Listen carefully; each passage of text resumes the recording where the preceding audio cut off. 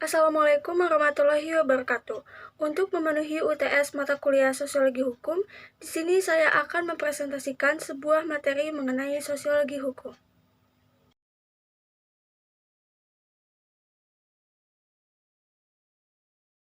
Pertama-tama saya akan menjelaskan terlebih dahulu pengertian dari sosiologi hukum.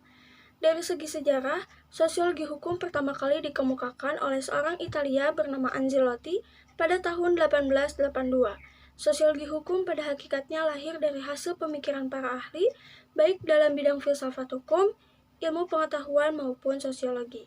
Sosiologi hukum adalah ilmu teoritis, analitis, dan empiris yang menyoroti hubungan timbal balik antara hukum dan fenomena sosial lainnya. Sosiologi hukum adalah ilmu yang mempelajari perilaku hukum warga negara.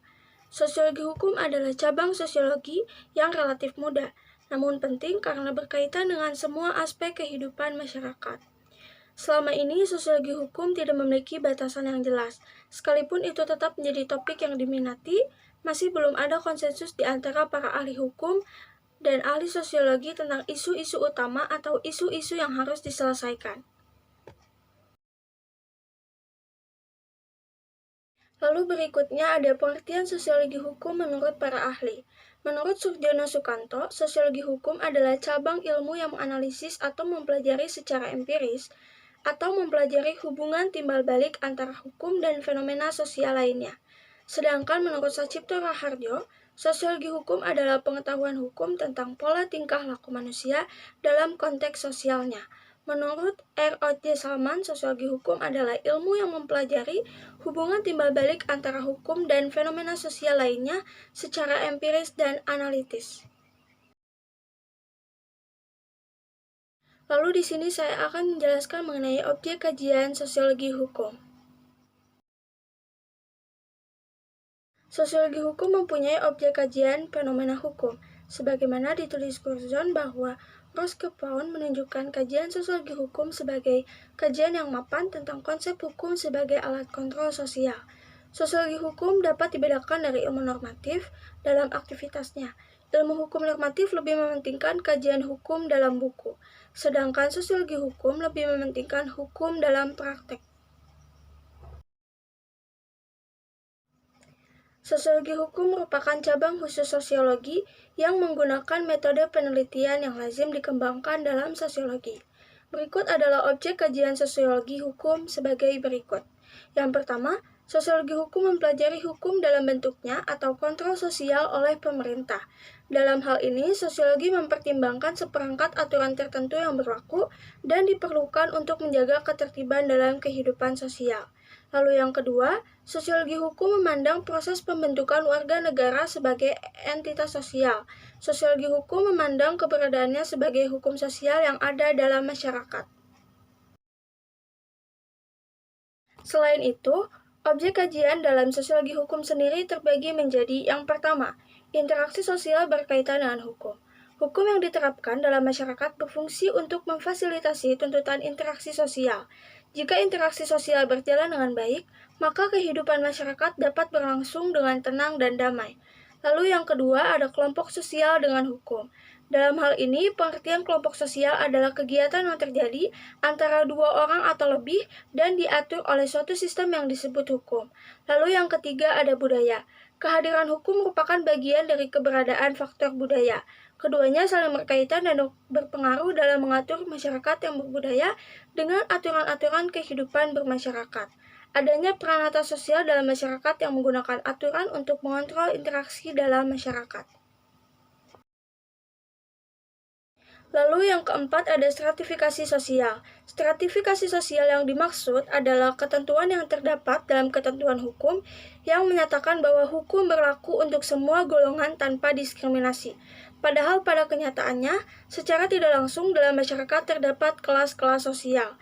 Lalu yang kelima ada kekuasaan dan otoritas. Kekuasaan dan wewenang tersebut adalah tugas-tugas yang telah ditetapkan dengan peraturan berbentuk undang-undang yang pelaksananya bersifat wajib. Lalu yang terakhir ada isu sosial. Pengertian masalah sosial dalam konteks ini adalah yang berkaitan dengan perilaku menyimpang dan pelanggaran tentang keberadaan hukum. Lalu selanjutnya saya akan membahas mengenai aliran sosiologi hukum.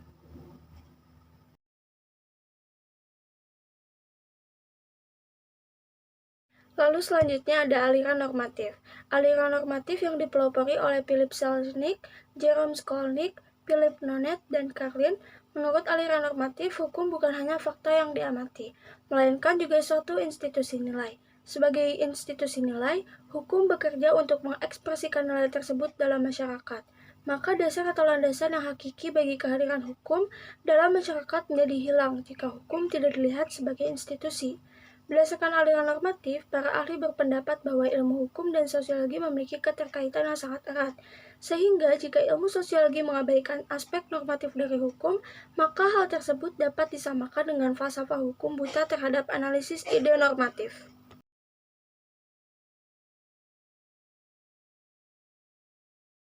Mazhab yang pertama adalah mazhab formalistis. Beberapa ahli filsafat hukum menekankan hukum dan prinsip moral memiliki hubungan yang sangat penting. Namun, ahli filsafat hukum yang biasa disebut kaum positivis berpendapat sebaliknya, yakni hukum dan moral merupakan dua bidang yang terpisah dan harus dipisahkan.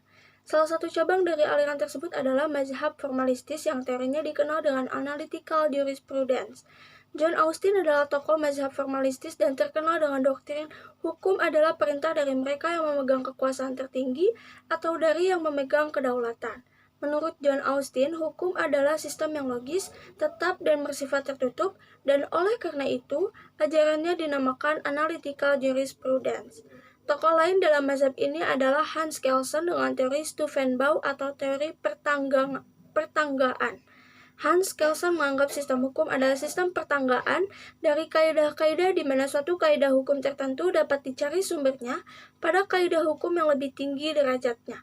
Kaidah yang merupakan puncak dari sistem pertanggaan dikenal sebagai kaidah dasar atau Grundnorm. Mazhab yang kedua ada mazhab sejarah dan kebudayaan. Mazhab ini memiliki pendirian yang berlawanan dengan mazhab formalistis. Mazhab sejarah dan kebudayaan menekankan bahwa hukum hanya dapat dimengerti dengan cara menelaah segi sejarah dan kebudayaan, di mana hukum tersebut timbul. Friedrich Karl von Savin dianggap sebagai pemuka ilmu sejarah hukum adalah pelopor mazhab ini. Menurut Savin, hukum adalah perwujudan dari kesadaran hukum masyarakat dan semua hukum berasal dari adat istiadat serta kepercayaan, bukan dari pembentuk undang-undang. Lalu mazhab yang ketiga ada mazhab utilitarianism. Mazhab ini dipelopori oleh Jeremy Bentham dengan memegang prinsip manusia akan melakukan tindakan untuk mendapatkan kebahagiaan yang sebesar-besarnya dan mengurangi penderitaan. Jeremy Bentham mencoba menerapkan teori tersebut di bidang hukum. Dengan demikian, baik buruknya perbuatan diukur dengan apakah perbuatan itu mendatangkan kebahagiaan atau tidak. Sama halnya dengan undang-undang, yaitu baik buruknya ditentukan oleh hukum tersebut. Artinya, undang-undang yang banyak memberikan kebahagiaan pada bagian terbesar masyarakat akan dinilai sebagai undang-undang yang baik. Pada intinya, tujuan hukum adalah untuk mewujudkan the greatest happiness of the greatest number. Lalu ada mazhab sociological jurisprudence. Mazhab ini dipelopori oleh Eugen Ehrlich, yakni terdapat pembedaan antara hukum positif dengan hukum yang hidup atau living law. Atau dengan arti lain, terdapat pembedaan antara kaidah hukum dengan kaidah sosial lainnya. Pada dasarnya, hukum positif hanya akan efektif jika selaras dengan hukum yang hidup dalam masyarakat. Menurut aliran ini, pusat perkembangan hukum tidak terletak pada bagian legislatif, keputusan badan yudikatif, ataupun ilmu hukum, namun berasal dari masyarakat. Tata tertib dalam masyarakat didasarkan pada peraturan yang dipaksakan oleh negara. Terakhir ada mazhab realisme hukum. Mazhab realisme hukum lahir dari pemikiran Karl Llewellyn, Jerome Frank, dan Justice Oliver Wendell Holmes. Aliran ini dikenal dengan konsep yang radikal tentang proses peradilan dengan menyatakan bahwa hakim tidak hanya menemukan hukum, tapi juga membentuk hukum. Menurut mazhab realisme hukum, manusia sekarang mengetahui bahwa hukum sebenarnya terdiri dari putusan pengadilan dan bahwa putusan dipengaruhi oleh banyak faktor. Selain kaidah hukum yang berlaku dapat mempengaruhi putusan hakim, terdapat juga prasangka politik, ekonomi, serta moral yang menentukan putusan hakim. Pada intinya, keputusan pengadilan dan doktrin hukum selalu dapat dikembangkan untuk menunjang perkembangan hukum. Keputusan pengadilan biasanya dibuat atas dasar pandangan hakim yang bersangkutan mengenai keadilan yang dirasionalisasikan ke dalam pendapat tertulis. Lalu selanjutnya di sini saya akan menjelaskan mengenai teori para perintis sosiologis. Yang pertama ada teori Auguste Comte. Auguste Comte juga membagi ilmu sosiologi menjadi dua, yakni sosial statik dan sosial dinamik. Ia memandang bahwa sosial statik sebagai sebuah studi tentang hukum aksi-reaksi yang terjadi antara satu bagian sistem sosial dengan bagian yang lain. Bagian yang paling penting adalah sosial dinamik, karena bagian ini merupakan bagian yang mampu mempengaruhi perkembangan dan kemajuan masyarakat.